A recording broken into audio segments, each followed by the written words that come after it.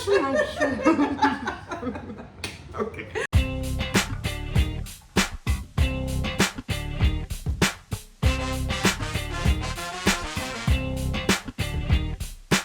Welcome back to Mommies, Mo Problems, your podcast destination for all things mommy. I am your host, Kaylia Flowers, and we have Paige, Parker, Leon with us.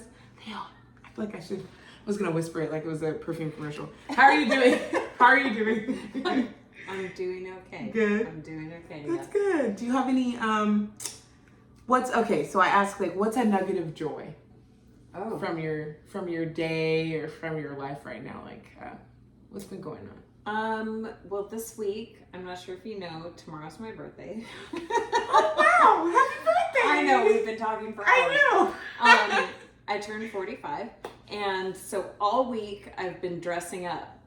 The dresses, well, I pulled out my summer clothes. Okay. And so when I pull out my summer clothes, I'm like, oh yeah, this outfit, this outfit, this outfit. And so I've been wearing everything all week because it's finally warm enough. And then it's always kind of leading up to my birthday, so I always kind of dress up for my birthday. Mm-hmm. So I've been dressing nice, and I wear like nice heels, and then every day everybody's like, oh, I love that color, or I love your shoes. Oh, it's so great. Good. So it just feels really good. Yeah. It feels really good. Yeah. Well, happy birthday. Are you doing anything fun, like with your kids or with your man? With my man, we're getting pedicures, and Period. I know, period. And then we're going to see Guardians of the Galaxy 3, which is my favorite. My husband loves Guardians of the Galaxy. I love Guardians. They're great. They're great. Hilarious. It's really good. Yeah. Watch it. Marvel. Yes. Just watch Marvel stuff.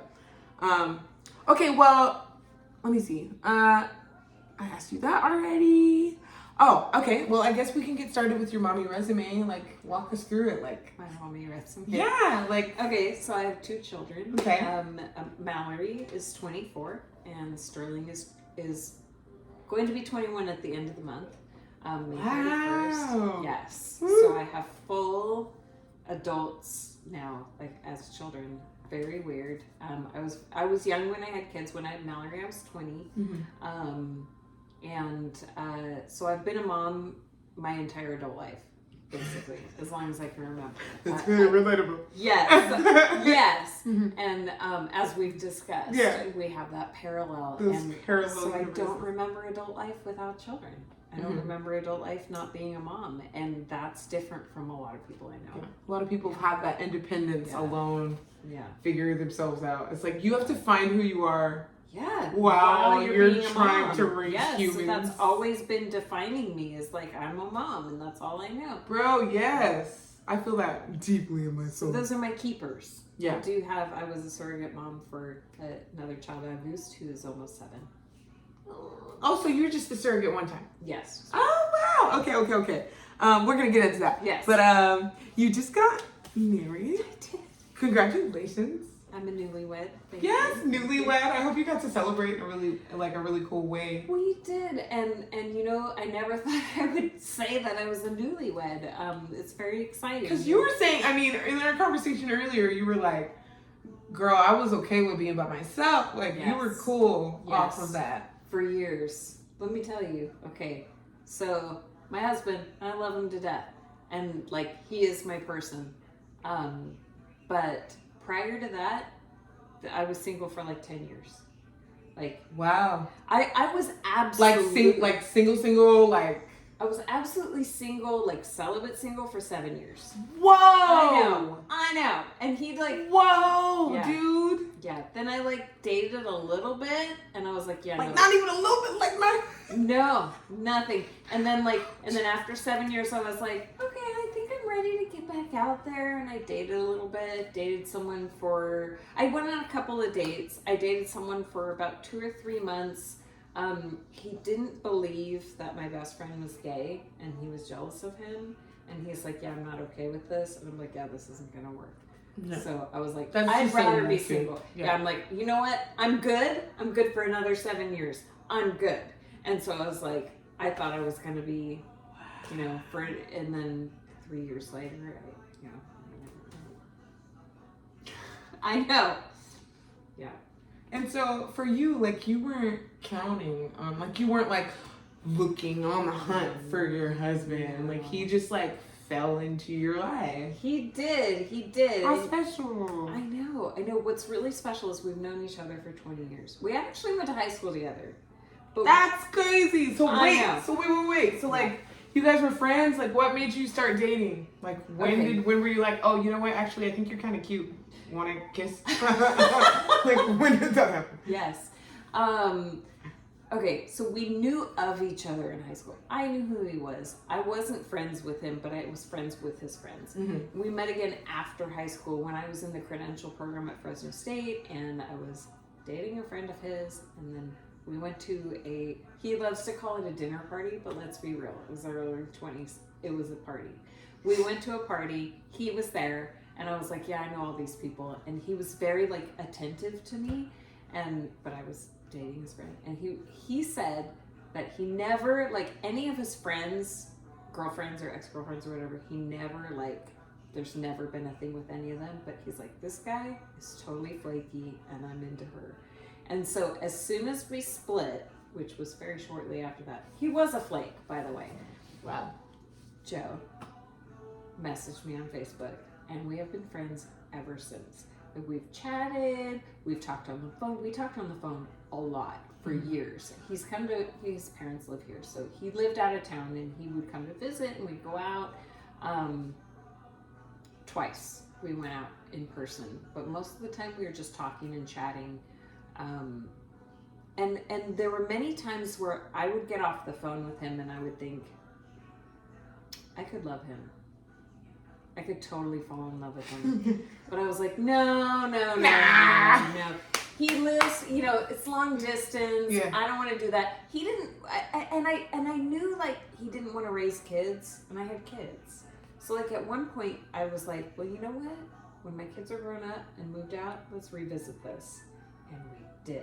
That's crazy, though. So do you think about that all the time? Like, dang, like, he was my backup. Yes, he was my backup. I was his backup. Like, when we're at that age, and if we're still single, we're still gonna, we'll see if this works. And it did, because Sterling, my youngest, Sterling, he turned 18 during COVID, and I reconnected with him during COVID, and I was like, why are guys weird? And I would always talk to him about dating. I thought we were just friends. And he's like, how did you not know I was into you that whole time? I'm like, I don't know. So it was good.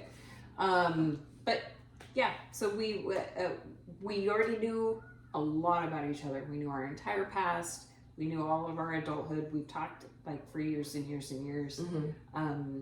We knew all of our history. So when we started dating, we just hit the ground running. Well, I'm really happy for you. Thank you. When I saw it on Facebook, I was like, ah! Even when I saw that you guys were dating, like, you would just post photos, and I was like, look at Paige out here living her best life, going out, like, she deserves this. And then when I saw that you guys got married, it was really special. Like, I was really happy for you. Yes. So congratulations. Good. Thank you. Yeah. Prior to meeting your husband, how was it dating as a single mom? Because, girl, I remember when granted, like, my single mom era was like from 20 to 23. Wow. Which is like a really, like, that was a long what a time. You know what I think you were married at that time. I was married. And I was like, wow in that time. And I was a mess. My Hot first Mess Express. Yes. Anyway. Hot Mess, I can relate to Hot Mess Express.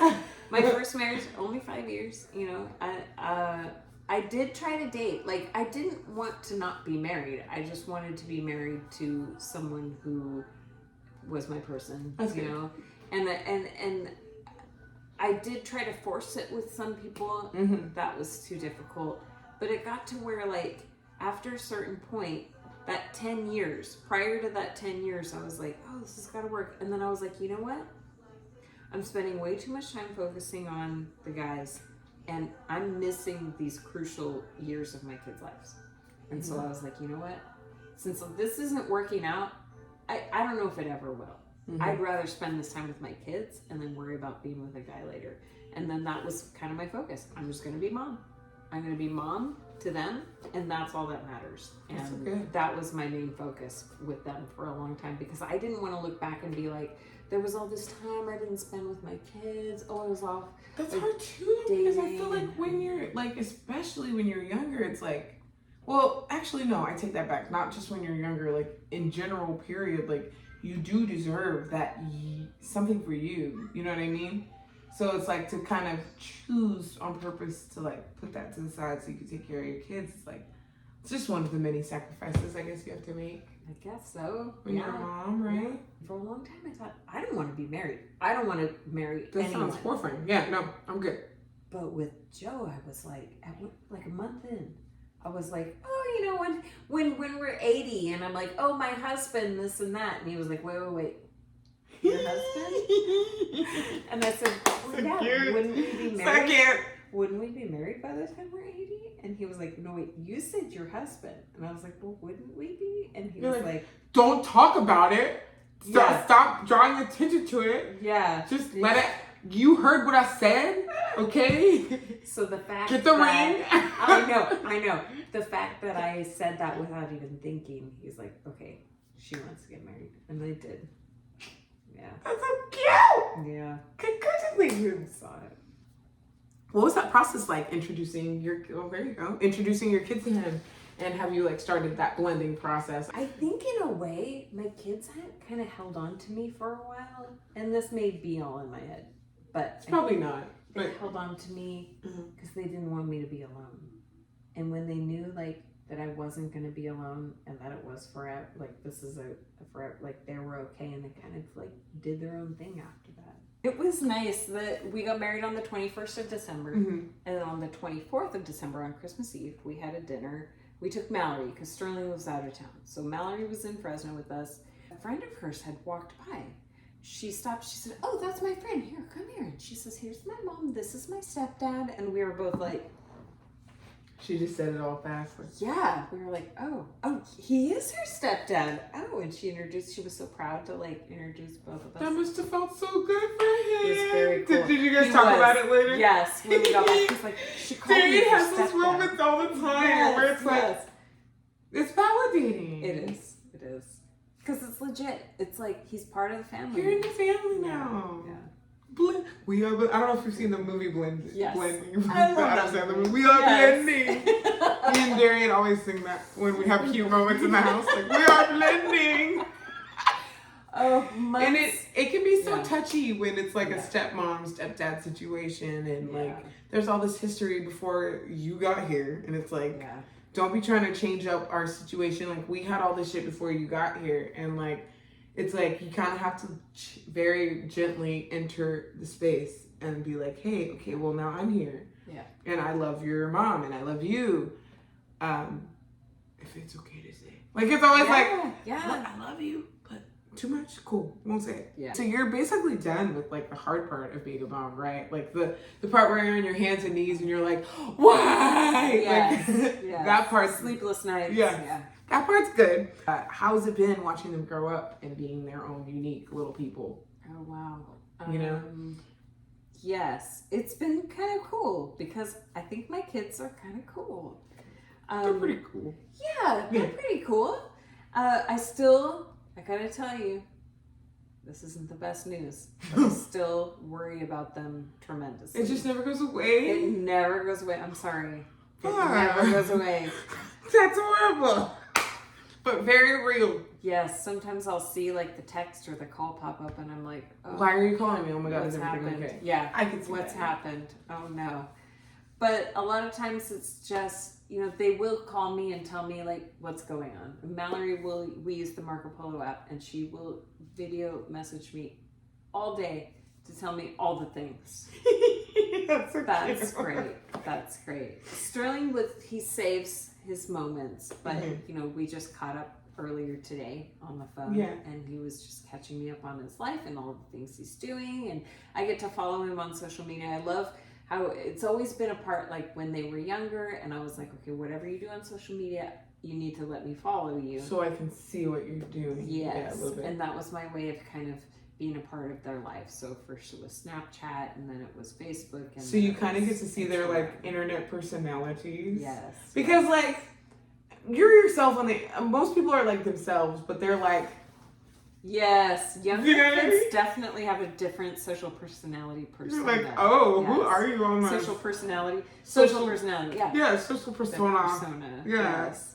So, yeah, and so it's been interesting to watch them in their element and be themselves as adults. And you're like, oh, that's a different color I don't see from you when we hang out. Okay. But I touch the heart button, and then that's always gotta like it. You know, I like my all mom the likes my things. posts. I hope It's they do. fucking great. I like all the stuff they create. They create things. It's like I created them, they created. I gotta like it. Yeah, you gotta like it, man. It's been interesting. It's been difficult because they are adults, and so I needed to let them make their choices, and that's been really hard. Sometimes. That's something I hear from a lot of moms, actually. The ones that have come on that have like older kids that are like figuring their own shit out, and they're like letting them do that instead of trying to kind of micromanage them every step of the way, so that they don't make maybe the same mistakes you've made. Yeah. And all I know, of that. because I keep telling them when I was your age, I had kids. And I So couldn't real. do this stuff. I was your age when I had you. And then when she turned 23, guess what? I was your age when I had your brother. Now you have nothing holding you back. And I always keep reminding them that. And not that the kids held me back. The kids give me a different perspective. Period. Everything I did after I had kids, I'm going to school because I need to be educated for my kids. I need this job because I need to be employed That is the for my kids. realest. Yes. So now so I'm real. like, whatever you do, you have this job for you. And that's it. Whoa. So what it's a are whole... you going to learn from this? Yeah. What are you going to take from this? How is this going to improve your life? And so I try to give them that perspective because it's all you right now. If you could give any moms out there advice for the rough patches that are ahead, Yeah. what would you, if you could give like a seedling of advice, what would it be? If you have anything. Easier said than done. Consistency. For them? Yeah. Or like telling them to be consistent. Maintaining consistency For them. yours. Yeah. And then also really hard. When the kids become teenagers, in their own way, there's some sort of withdrawal from the mom. There were times when I let them withdraw, and I regret doing that. So I would say without being, you don't have to be annoying to still be involved. How do you balance? I know. I was just trying to not be annoying. I don't want to be an annoying mom. I don't want to be this. I don't want to be that. So I was like, okay, I'm going to give you your space. And I see now that giving them space was, at the times when I gave space, was probably too much. And I probably should have asked more questions and gotten them more involved and kept them more engaged. I've tried recently, especially in the past few years, to be very transparent with my kids. And one of the big things I've told them is, look, you may need to go to therapy, and it may be because of me. And I'm okay with that. And I expect that. Yeah. And you can go, and I'm not going to be offended. If you need to go and talk to someone and Paige. get some therapy, please go do it. And tell them all the things that I did, because I know there are things that I go back and I'm like, oh, I regret all of this. Oh, I should have done this. I should have done that. Yeah. I didn't know any better back then. I didn't know any better. So I tell them, I did the best I could by myself, because I was by myself most of the time. I did the best I could. You are a math teacher and have shared in the past your passion for education. What led you to teaching? What made you go, oh, I want to be a teacher? It's interesting. I always liked math, and I tutored math for a long time, through high school and after high school. I love math. And tutored people, and it was funny because kids would say, well, the teacher says this and that, and I would be like, teacher's dumb. She's a teacher and she likes math. And I would say, I could teach this better. I always thought that. And then when I would get into certain math classes, I would be like, I could teach this. All my math teachers were lame. Yeah. I majored in business. That was my first major. Wow. And I had to take a class called finite math. And I was like, but I already took calculus. Do I have to take this class? I know. I was full of myself. I already took calculus. And then they were like, yeah, it's a completely different class and it's a prerequisite for this major. And I was like, fine. So I get into this finite math class and the guy's doing the algebra wrong. He's doing it wrong. And I was like, isn't it supposed to be this? And he would be like, oh yeah. And I was like, oh wow. And so I started kind of like leading these study groups and I was like, this guy sucks. I could totally do this better. Right? I could totally teach this class. Arrogance. That's how she found out. Right? Total arrogance. Total arrogance. And I remember asking my advisor, like, what can I do with math major? And anything anybody had ever told me was, well, you can teach. And I was like, well, I already have kids, so I guess that works. And they said that's the worst reason to choose teaching, for the schedule, right? I was like, we'd have the same schedule, right? No, but yeah, summer's off, bro. That's legit. It's legit. I was a single mom. In that, I was a single mom. I was like, my kids are in the same district. At least we'll have the same time off. It was very helpful. It was a rude awakening having my own classroom. It's very difficult. It wasn't. They didn't all love math. Can you believe it? They did. The kids in the math class didn't love the math. What? You'll figure it out. Who knew? Who knew? I had like one kid who loved math. What? Okay, so it was difficult. It was very difficult for many years, and I struggled through it because I was more focused on the math than I was on the instruction and on the students. And once I made that switch, I was like, okay, this works. This is good. But the big turn for me, the big adjustment was, one of the teachers told me that she starts every year. She asks all the kids for her kids' baby pictures. She puts it on a folder, and that's their folder that they turn in with all their work or whatever. So that when she said the reason for this is that when she gets it, she remembers that they are someone's baby.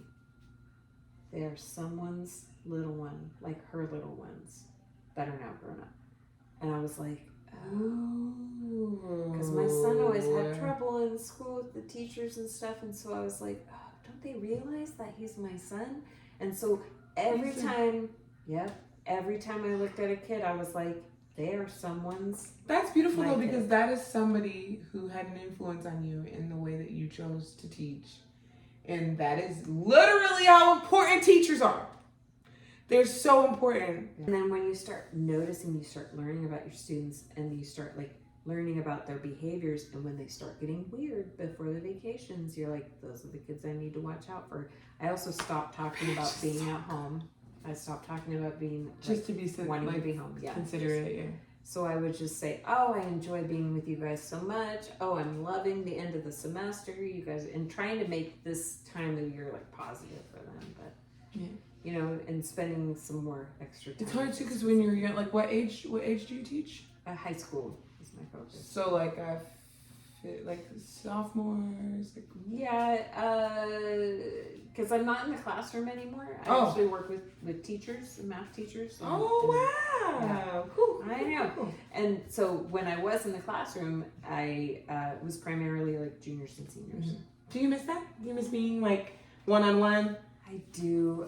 Is it like a double thing? Yeah. There's aspects I don't miss, but there's aspects I definitely miss. And then there's aspects like with my current job. Love parts of my current job, and there's parts then you're of my job also like, oh yeah. For sure. It's a toss-up. I've personally heard a lot of moms say that they feel like they can't do things, like their special things anymore after having kids. Sometimes there's even a little bit of shade in there where they're like, well, I could never be away from my kid that long. And rehearsal, blah, blah, blah. But like, how did it work for you? Because you very kind of successfully created space for yourself to do that little bit of something for you and also work and also be mom. Like, so anyway, what did that look like? Yes. Well, I was single for a very long time. So a lot of times I would justify it by saying, well, I'm not dating. So this is what I would do. Be using this time for canoodling, yeah. Right. So it's not like I'm dating and doing this. This is like my hobby. But I was never K-12. I was at a performing arts school. I never did sports. I don't sport is what I tell people. I don't sport. I don't do the sports, So I don't go to them. I didn't know how to be a sport mom. I didn't know how to be a soccer mom or whatever. So relatable. So from an early age, my kids were taking dance lessons, playing instruments, and as soon as they were old enough, auditioning for their junior company. And then, so I was like, So they just liked it because you were, yeah. because you were. Did they like it because they were watching you do it? I Or put did them they in just- at first. And Oh. so, yeah, so I did a show when they were very young, and that's when I was still married. And so then I didn't do shows for a long time. Then I wasn't married anymore, and it was just us. And I was like, I'm going to have, Mallory was old enough to audition for junior company. She auditioned for junior company. She had to do a couple auditions before she got in. And then Sterling watched her be in junior company, and he was like, yeah, I want to do that. He was very natural, by the way. Always had a good ear. Like singing at like 18 months, I could tell what tune he was humming. Yeah. I know what that song is. Like that. You are good. Yeah. You're a star. Right. You're a star kid. You're a star kid. And then one of the show's auditions were coming up, and I was like, I kind of want to do a show again. I think I can do this. And so we kind of got into it, and the kids would audition for shows with me when there were shows that they could do. We'd do shows together, and if they were in the junior company, very often, if I did that same show, they would stay upstairs with me, during the show, or they'd stay and watch the show, because as juniors, they could watch the show. Mm-hmm. That happened a lot. And then at one point, they were old enough to stay home, and they knew where I was. We lived very close, so they were very close. Yeah. You know what I mean? I could go home in any second. They could call me. We were all having cell phones is great. And that was always very helpful. But we were usually, one of us was doing a show at all times. And then when my son was old enough to work, he started working at the theater as a busboy. You told me that you've been a surrogate just the one time. Yes. So what was that process like? Oh, it was so interesting. I'd always wanted to. Yeah. And I thought about it in the past. They tell you when you do it that you should be done having kids. Your own kids. That's Yeah, what Jessica because said, there's always the possibility of infertility following. after it, yeah. Yeah, and so I was like, yeah, I'm done having kids. It was no problem. My kids did not want siblings. So they're like, well, you're not going to keep it, are you? And I was like, no. And they're like, okay, we're good. We're That's okay. fine, yeah. Yeah. And so, it was fine for all of us, because I didn't want more kids. My kids were old enough then to where I was like, I don't want more kids myself. But I knew the joy that my kids brought me, and I wanted to bring that to someone else. Mm-hmm. And I watched my sister struggle with infertility for years, and I was like, I want to help someone have a child and have that family and give them that gift. Mm-hmm. And my cousin had been a surrogate, and so I asked her some questions, and I found an agency, and the agency gave me a couple of profiles, and there were some that I was like, no, it just didn't feel right? And then I found a couple where I was like, yes, I want to have their baby. And so I was a surrogate, and so I was a gestational surrogate, which means I was just the oven. It was their bun. That was exactly, yeah. And so traditional surrogacies aren't so traditional anymore, because it's more like an adoption. Where it's like, here's my baby. Egg. Yeah, this child looks exactly like me. Yeah, that's part of super me. crazy. And yeah. So it was interesting. They live in Paris, and they're so fancy. I know. They're a wonderful, loving couple, and I I adore them, and like instantly was like, this is them, And apparently it was like that. But they were like, can we have her? Can she have her? Like baby? they just knew. That's they what were like, Jessica said. You should feel it. Yeah, they were like, she already picked you. Like, yeah, this is what this is all about. That's so special. Yeah. Isn't it weird how like it's an energy thing? I feel like you can feel. You're like, this feels right. It was right, and I had their baby. They picked an egg donor. It was great. At the time, they had the egg donor, or they had come back and gotten more eggs, because there were two dads. So like the one dad is the biological dad of August, who I gave birth to. And then they wanted to have one more. And so the other dad is the biological dad of the other child who they had after, but same egg donor. So the kids are related to each other, but they're both related to each of the dads. And then they were born in different ovens. Yeah, and I was like, oh, it would have been so cool if I would have been able to birth them both. But it was a later pregnancy. I had wanted to do surrogacy earlier when I was in a previous relationship. And in that relationship, the guy was a little bit selfish. And he's like, well, I want you to have my babies. And I was like, you're not even ready for that yet. yeah, you're not even proposing. Like, what the heck? You don't even want to be with me. I know, exactly. So that was whatever. But so it was later in life.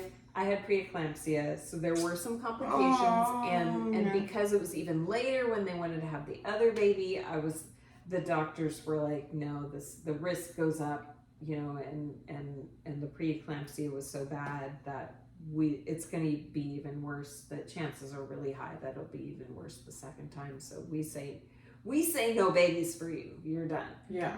And I was like, okay, but they did get a different surrogate for the second baby, and they have 2 now, and I go visit them like every year. It's great. Do you get to go to Paris? I do. It's fabulous. I know. Paige is out here catching flights, y'all.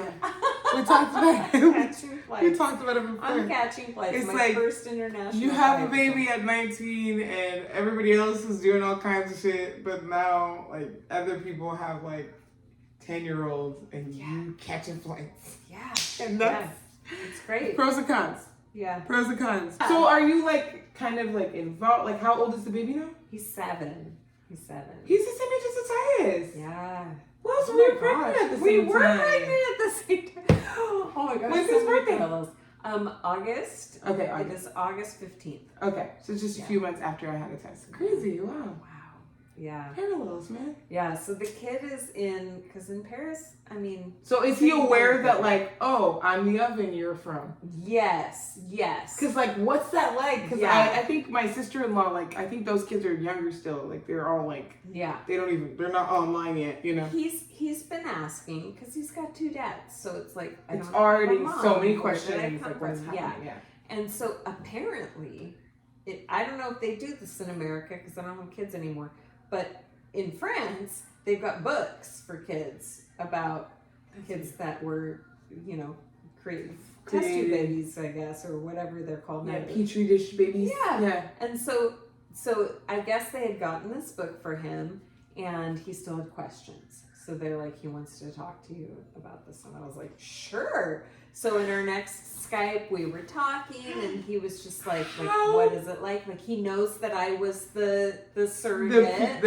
Yeah, and they were showing me the pages from the book. So they had this picture of a laboratory, and then the doctor like putting the baby together, like the zygotes. This is how it works, yeah. Yeah, and I said yes, and I said, you know what? I was on the they put me on the table, and they put you inside of my womb, and they were kind of translating because some of the words don't. He's in a dual immersion, like an English French class dual at school, language, but still his English is not like fluent, but they were kind of paraphrasing for you. Yeah, and so I was telling him how I watched on the television screen that they were, because it was an ultrasound, they put him inside of me, and I could see that there was this little teeny white dot that went inside of my uterus, and he said, come in, a microbe, like a microbe, and I was like, Yes, like a microbe. And they're like, yes, you little tiny beautiful genius. You were like a little bacteria. Yes, you were. That's exactly what it is. Yes. And so he was understanding, and then I had the picture. Because I took a picture of that screen and you could see this little white dot in my uterus on the screen, and I sent that picture to them right away, and they showed him, and I said, that was you, because I had a little arrow on it too with a little baby. It says, that was you as a little microbe. And he was like, oh wow. And I said, and then I was able to watch you grow, and I had a couple of ultrasound photos that I sent, so he got to see the little baby outline, and I had a video of him when I was really pregnant, and he kicked me so much. there was like pictures of like His my little stomach, the toes. foot coming out and stuff. Ah, And so I those are sent the it back and best, said, yeah. that was you kicking me. And he thought that was That's funny. so crazy. Yeah.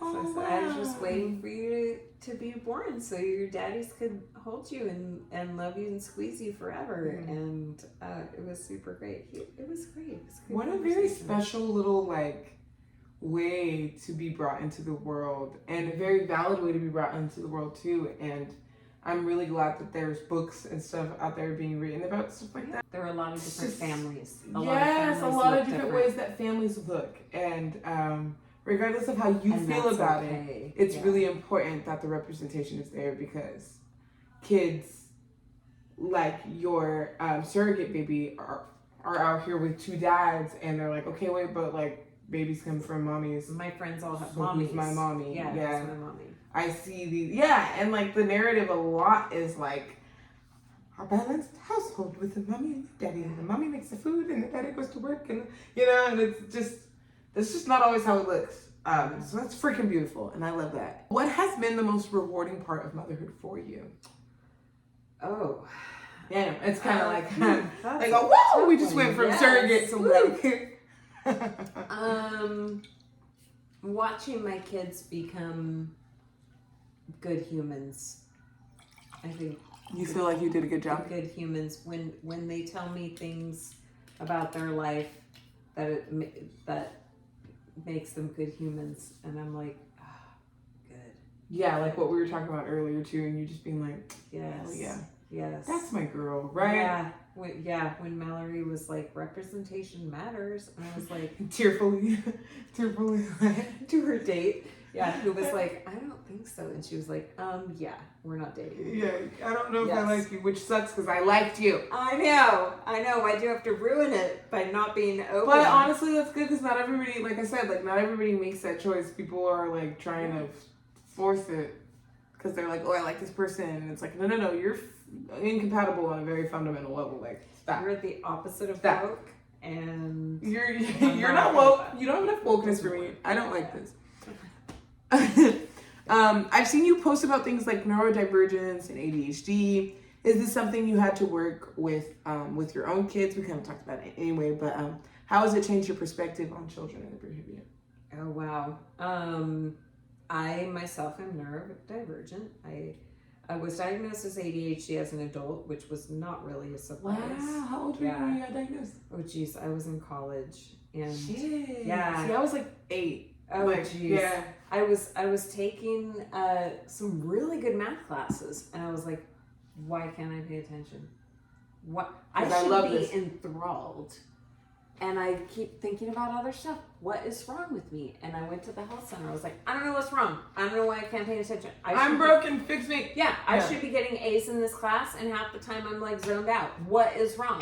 Like, I can't pay attention unless I'm sitting here doing a Sudoku puzzle, and then I can actually absorb more of Oh the my class. gosh, because you learn different. You need to be like, I know.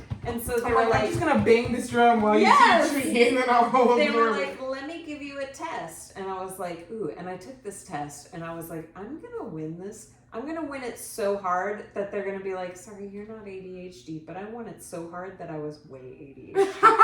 It was the opposite. I was like, I'm winning this game, whatever this game is. They're like, oh yeah, you got ADHD, real Yeah. bad girlfriend. That's what they said. So they're like, yeah. So you have the highest level. Yeah. You And were I thought I winning. was winning. I was like, oh, I'm so there. Oh, You were jeez. winning, Paige. I was winning. You were winning. I was winning.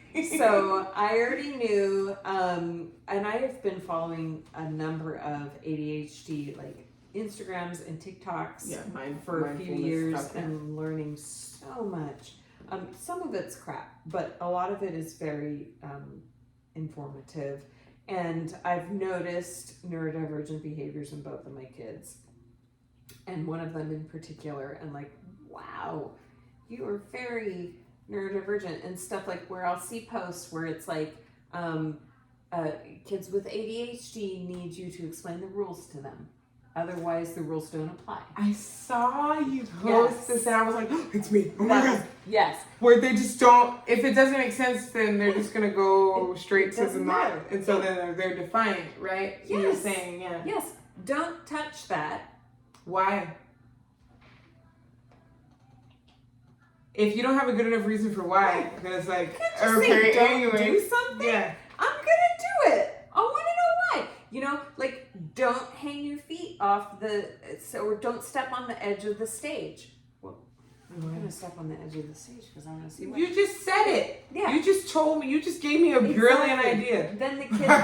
Well, I want to see what happens. Well, then the kid looks like the bad kid. He looks like he's defiant. He looks like it's like I just said not to do that. But if you would have said, okay, so the edge of the stage, just so you know, has a bunch of lights and mics attached to it, and these are all very expensive pieces of equipment. So we don't want to get too close to it, or we could cause damage to this expensive equipment. But a lot of, I think, adults, when they hear why and they hear the question, then they go straight to the like reprimanding you for like, you know, like not a lot, like it's the patience thing. It's like being patient enough to really explain it instead of being like, I just said don't do it, just don't do it. Yeah. You know, and it's like, well, why? Yeah.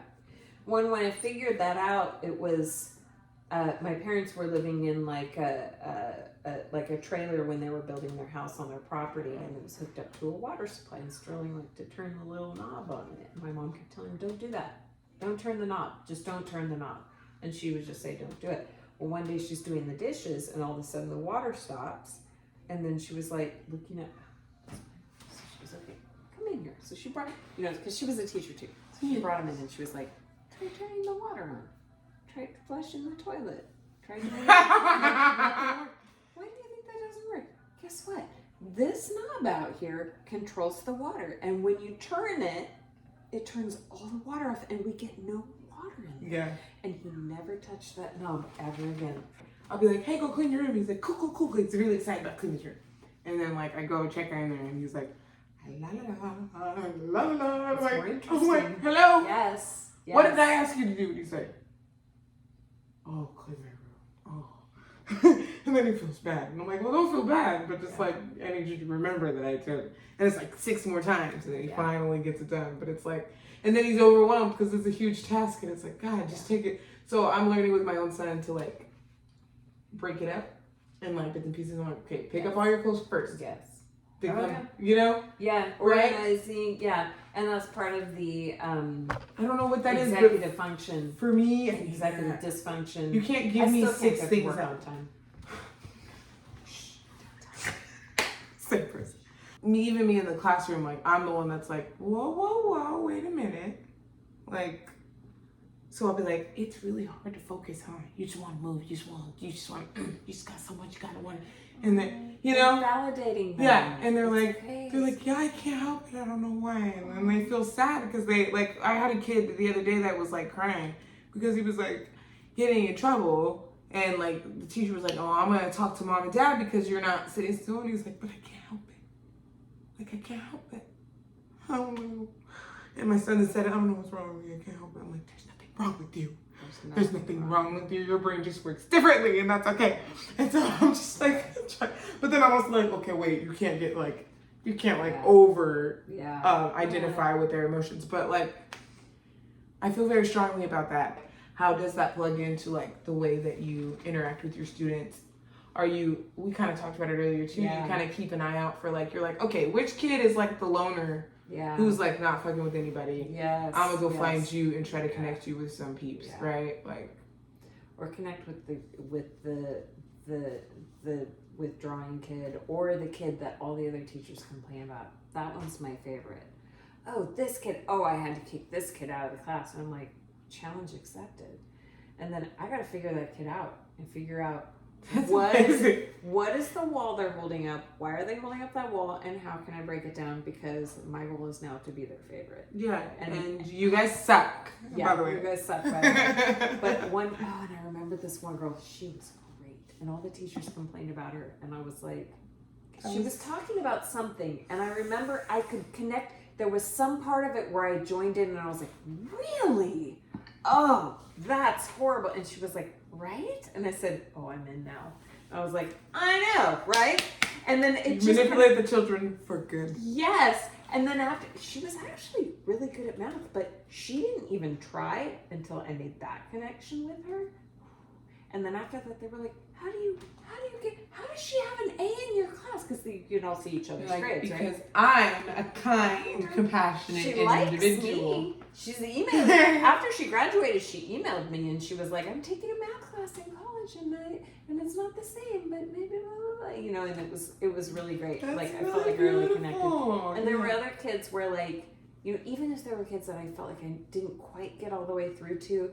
Some kids, because I worked at a magnet school, and so kids would transfer out a lot. And one girl transferred out right before I felt like I really hooked her in, and right before she left, I had to sign her leaving, her form that she was leaving, and I was like, "You are amazing." That's like the opposite of what I got when my I'm really sad. I'm really sad that I'm not finishing, that you're not finishing the year with us, but I don't want you to let anybody tell you that you can't do math. Just believe that you are strong and you can do this. And if anybody ever tells you you can't do math, you come and talk to me and I will convince you you still can. Because she could. She was good.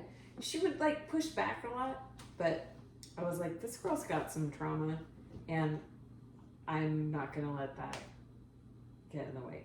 You know, like I'm okay with that, you know. And so, and a lot of that with teaching, like you have to realize that you're gonna have to take some of that when kids have trauma, and sometimes they take it out on you, and you have to like not take it personally. I try not to look at any of the kids' history, academic history, until I've already formed my own viewpoint of them. Okay. Because a lot of teachers will look right in the beginning, and then I'm like, no, I don't want to prejudge anybody. And so there were a couple of girls, because we were in a magnet school, and kids just go there from all over. You know? And kids go for all different reasons. And I had these two girls, oh man, the first few weeks of school, they showed up late every day, and just total attitude. Makeup probably just. I know. And then, you know, a couple months in, like they started kind of like warming up and just being great. They were just really sweet. And like some of them, like, one of them would bring me her yogurt every day because I said once that I liked yogurt, and she's like, "Here's her. I don't like the yogurt." You so would just take it anyway. Thank you. You know, So I'm like, okay, great. cute. And then like I looked at their history. It must have been near the end of the semester, and one of the girls, I was like, wait a minute, because these were the best girls in the class. Like they just surpassed like my expectations by far. And I'm looking at their history and I'm like, okay, this girl had failed a number of classes. And then when you look at like the background, like they have this like pie chart of all of the counseling meetings they have, and they're different colors. And green would be like good meetings, and then there's yellow and red, and she had a bunch of yellow and red. So like, and I looked at one and it was like she was suspended for like, I don't know, it was some like act of violence. Like she was like, and I'm like, wait, this is not the same girl. So I called the girl, hey, come over here. And I was like, is this you? And she looked and she was like, yeah, I was really like, different. Yeah, I got triggered, I don't know. Yeah. She's She's like, weird, I wasn't was myself. really different at my It's old me. school. And I was like, what? And she's like, yeah, I don't know, I was just mad all the time. And I was like, wow. I said, I don't see that at all. I see like, you know, and it's painting the picture for them.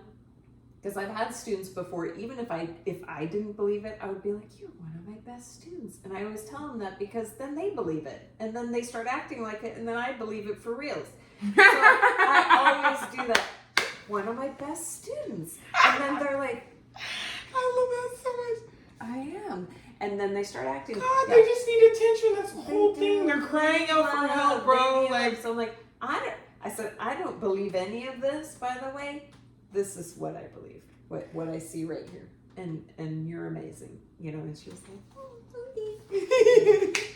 I've had some good moments. That's really special, and I just hope you know that like you're doing good work. And I know you're not in the classroom anymore, but like the work you've done, it really does make a difference. And kids like me, like just caring about the like underdog and they're somebody's baby. The outcast. Everybody's somebody's baby, and I'm gonna take that with me. I'm gonna tell a coworker that's next week. I'm gonna be like, look, that's somebody's baby, bitch. Yeah.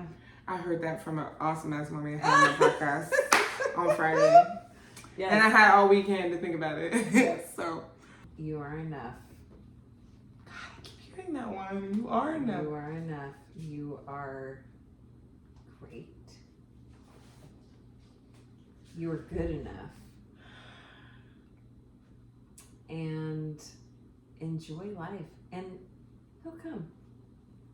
He'll be there. Just be patient and enjoy life.